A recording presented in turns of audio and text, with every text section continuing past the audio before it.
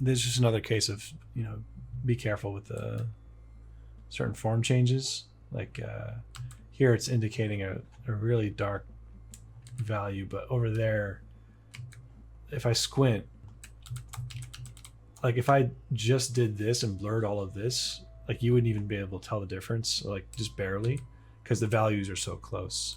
And this whole area is kind of like that. But over here, this line in the middle is kind of throwing me off. So I would probably fill that in and make sure it's not such a distinction. And Yeah, it looks a bit like a beard. yeah, the whole beard thing is kind of tricky.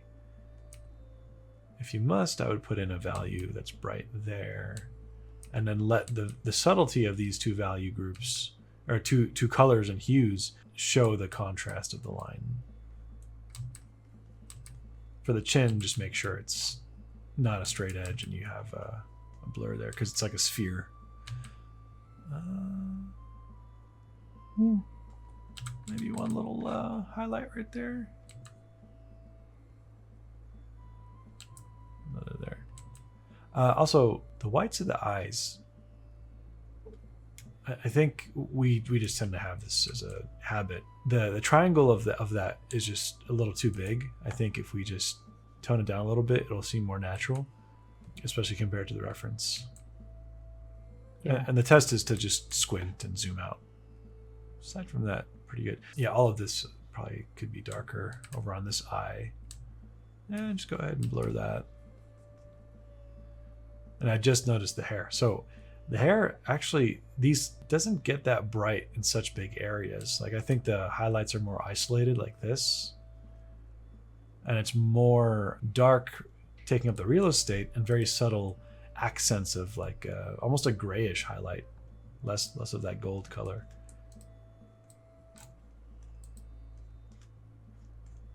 Yeah, something like that. And don't forget our friendly little reverse donut. Maybe a bit of a highlight here.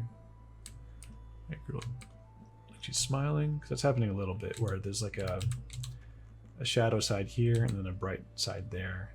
And then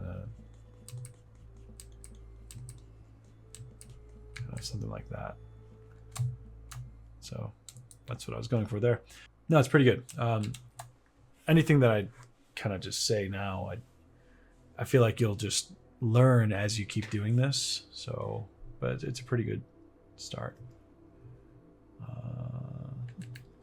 Regarding accuracy, yeah, I think the head is a little bit too small compared to the rest of the body. I think the body could be smaller like this to be more accurate. Yeah, maybe a little bit like that, because this looks really muscular compared to what's actually there. Cool. Any questions on that? So about the eye bags, oh yeah, do you usually just draw it out, like actually draw the eye bags as you see in the reference, or? Sure.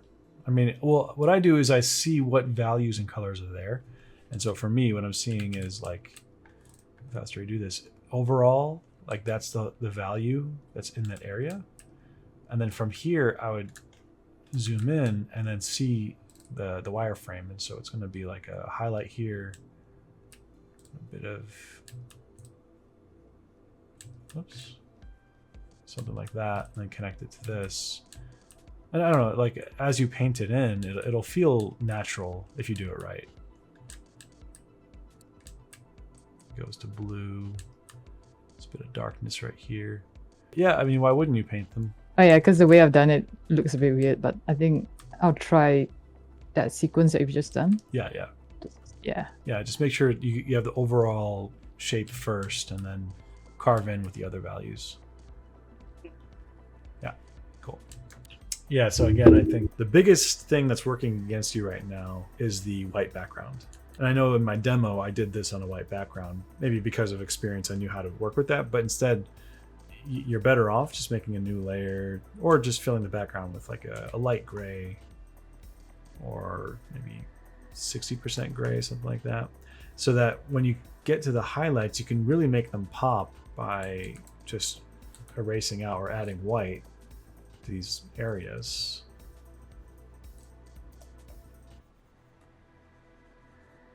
And I'm just kind of peeking over, and back to lesson 1. If it's a sphere or an egg, it's going to have a gradation from one side to the other with a core shadow.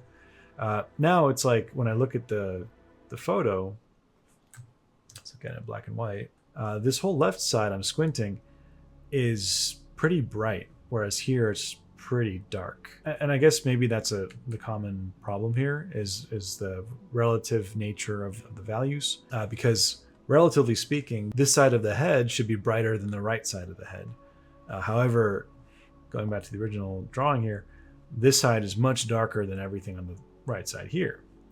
So in this case, I'm going to grab lighter color and just fill that in like that. Fill it in over here. And we'll bring back that dark side of the cheek in a moment. But first we want to lighten everything up. Even over here a little bit. And then we can go in there and add the other shapes and the shadow right there. Because that, after all, is just another sphere on the cheek. And what that lets us do, isolate these highlights right there against the gray color. Also over here. That should be a little bit darker with the highlight right there. Bottom lip is going to be darker, or upper lip is darker. And you see a lot of airbrush artists or graffiti artists when they do these big portraits with spray paint. They're very careful and particular with the values and core shadows, alternating between dark and light where they need to be. All right, so now it feels realistic. It feels flattened and like burnt toast here. It's like, I'm not sure what happened. Right. So as you practice this kind of thing, when you go back to stuff like this, it'll be much easier. And it's easier to do it in black and white first, but this stuff will come much more easily after your brain has sort of adjusted to what should be brighter and how the value groups are separate. Although the value groups are pretty good here. I might even make it brighter in certain areas to show form better, like right there. A little bit there. But yeah, so yeah, the takeaway is be very careful with those values. Drawing wise, I think you're doing great. You kind of have a sort of natural style developing, so I wouldn't say anything about that. But yeah, any questions? No, that was really helpful. Thanks. Awesome, dude.